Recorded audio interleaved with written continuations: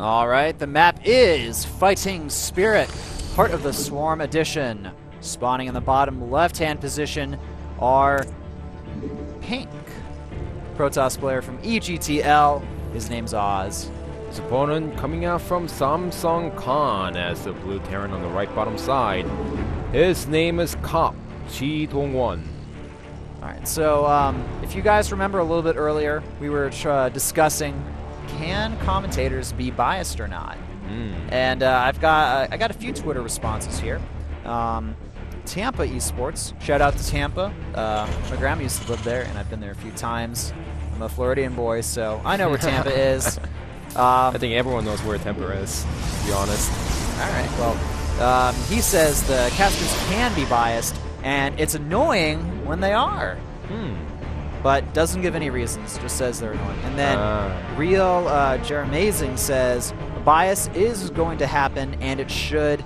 NBA announcers wanted to see Michael Jordan be Michael Jordan, guaranteed. I guess that means that the bias is just going to happen.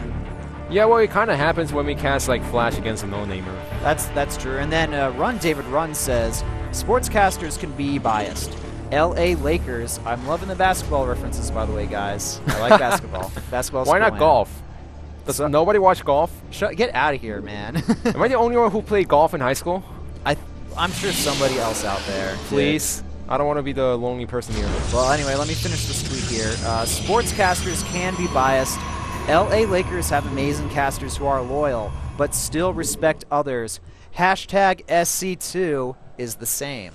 You know what? I think that's the best argument that I have seen in a tweet so far. I mean, you can't really argue too much in a tweet, but that sounds pretty solid to me, man. I actually like the last response that we got on the Twitter. Because you know what? I think that everyone out there, they have players that they may like a little bit more than others. Well, and we have a 17 Nexus from Oz. Indeed we do. And he's not... he's just taking his gas right now behind this. What's funny about this build is that it isn't as popular in Heart of the Swarm anymore. This was popularized by Parting back in the Wings of Liberty, which worked perfectly against the Terran player who went for Gas X Expand. They're not going to have that many Marines out in time. All you have to do is Chrono Boost Auto Zealot and a Stalker to defend against the bunker, and you're completely fine. You have the 2 base to yourself. You can Chrono Boost out those probes unless your opponent went for the gas first. Now, it isn't as popular in Heart of the Swarm because 1, the Terran player always gets the gas. Almost always gets the gas. 2, Protoss players, they like to go for the double gas instead of 1 gas, which is kind of tricky to get in this situation. But on this map, I feel like it's perfect because now he could go for 1 Unsimulator, get 8 gases per trip. His opponent kOp, however, he's going full aggression at this point with the Hellions coming out. We do see those Hellions on the way here, and I do want to point out Oz is one of the few Protoss players out there that'll go for that really fast Nexus against Terran. But this could be a bit of an issue for him because Hellions are moving across the map now, and they will not be spotted. Widow Mines following this up as well. We do have a Stalker on the way. The Mothership Core is out. Also a Zealot here, so Oz will be able to defend against this, but the Hellions going to move straight into the main base there. And it's going to say, you know what, we don't even care about that 1 probe. We're going to go right for the mineral line. And now Oz forced to split up his probes a little bit here. Nice snipes there, killing off a good amount of probes. The probes, they're just lining up here. Now we're seeing some good spreads, but the thing is, these Hellions, they're certainly getting their damage here, killing off a lot of probes and getting 7. Nice. Like I said, this is the reason why you don't go for the Gas X Expand as a Protoss player against Terran unless you know that your opponent... hold that thought, though. We do have a Mothership Core in the main base of the Terran player, doing a lot of damage to these SCVs here, but this Widow Mine will force that Mothership Core out of there, and will it get out in time? Yes. Actually, doesn't get any kills there, surprisingly. I guess Oz wasn't really paying attention to it. Okay, so trying to backtrack on my thoughts, the reason why the reason why it isn't as popular is because once the Terran player gets gas and stays inside 1 base, it's hard for Protoss to defend against the early pressure. Oh, it certainly is, but Oz, you know, he's still fine right now. His expansion was so much faster than the Terran player, so he can lose a few probes here and there. He can afford it. I thought it was going to be worse for Oz because kOp, he was making double Widow Mines, and I think he was trying to use that with the Hellions to kill as many probes as possible, but because of the Mothership Core going inside the main base of kOp, he was forced to use the Widow Mines back at home. Certainly was. Armory on the way here from kOp, and a tank as well behind this. Blink Stalkers from Oz. This is not a bad map to go for Blink Stalkers. Remember, on that little area, the Blink Stalkers can have fun all day long. Indeed they can. Now we have a medevac here moving across the map with a Widow Mine, and looks like he wants to do a little bit more economic damage here.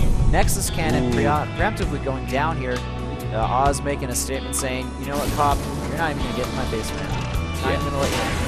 Now behind this, kOp is expanding, but he's going for the tanks. He's getting the Marines out, so he's gonna go for the little. He's getting +1 attack for the tanks here. Yeah. Huh. Are we? He's going. I think he's going Marine tank. Marine tank is a high possibility. This is not going to be a mech because mech in Harvest 1, even then, you need to deal a lot of damage against your opponent's economy to actually make it work. And alright, the Widow Mine moving in here towards this mineral line. And Oz, realizing what's going on, he's only going to sacrifice one worker there. And we'll probably see that you have to get picked up and out of there. So just kind of trying to be a little bit annoying here. And the cool thing against this unit composition from kOp is that Blink Stalkers are actually pretty solid against it. So yeah, but kOp also needs to make sure he spreads out the siege tanks. If not, if the Blink goes on right next to the siege tanks, there's no way that the siege tanks can defend against those Blink Stalkers. Oz, he sees this right now. I would be very hesitant to pick up here. Yeah. Yeah, he realizes, well, I don't want to attack into that. That's just probably a bad idea. We got a mech coming out by kOp now. 3 more factories being added on, and you're just gonna go complete mech. Yeah, man. I saw that +1 attack for the ground. Yeah, I mean, I didn't want to call it just yet because he was still making Marines, but wanted to double check before the factories got put up. But he's gonna go for mech, and I like this play on this particular map. Yeah, he's got access to a good amount of gas early on, and that's going to allow him to, really just focus on that siege tank count early on.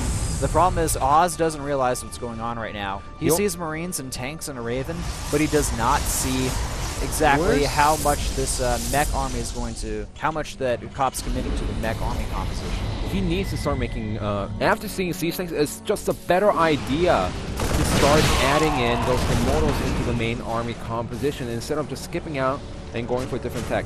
There we go, first Immortal out on the way. DT is also out on the way, but I don't know if kOp actually has such turrets at the natural to scan those DTs. Yep, so we do have Hellbats and Siege Tanks being produced at this point here, and that's the part that will go down. Sniping a few of those workers there, going to back out with those Stalkers now. And Oz, I like what he's doing here, just really keeping the Terran honest in his base. And the thing with the mech is, you can't really make mistakes against Protoss with it.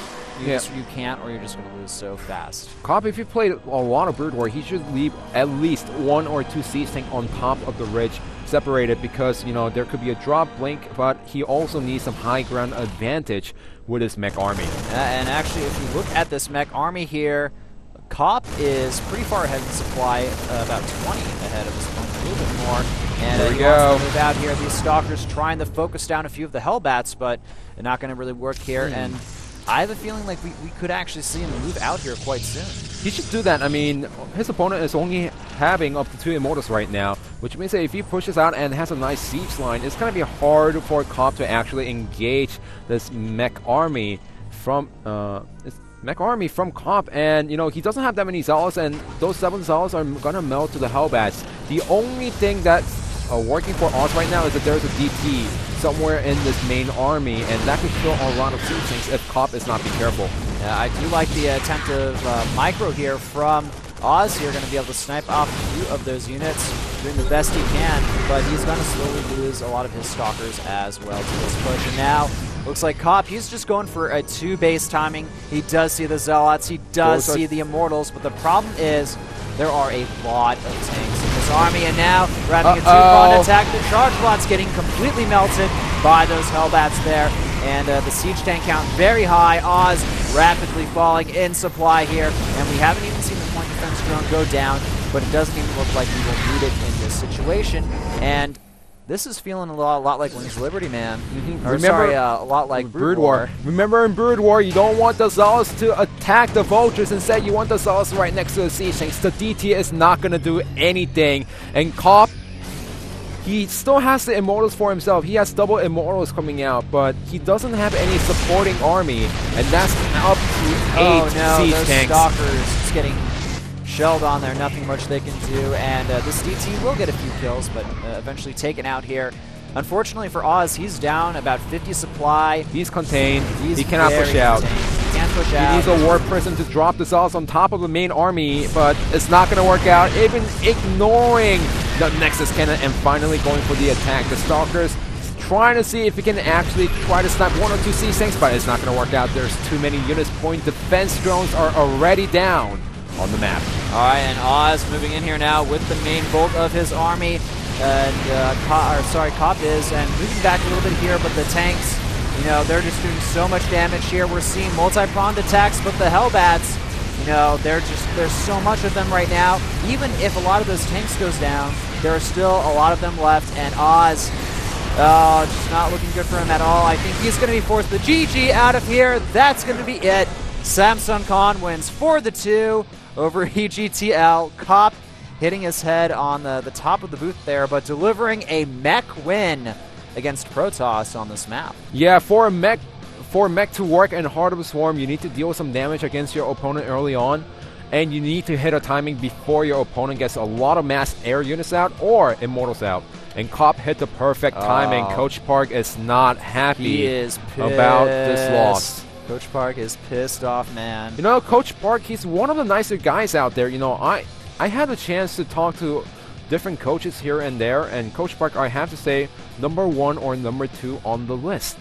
Yeah, but I mean, you can see the frustration there from him. I mean, he's trying his best to help his team out, and they're, you know what, they're still, I feel, underperforming a little bit. There's a lot of potential there, but we're not seeing the best condition or the best builds from these guys some of the time, and you know, man, just didn't end up working out today for them. This is just a terrible news for EGTL now. We are going into round number 5, and they are 10 games behind the first place team in Pro League, Wongjin Stars, 5 games behind the 4th place team. Yeah, so I mean, they would essentially have to do a 1080 from this point here.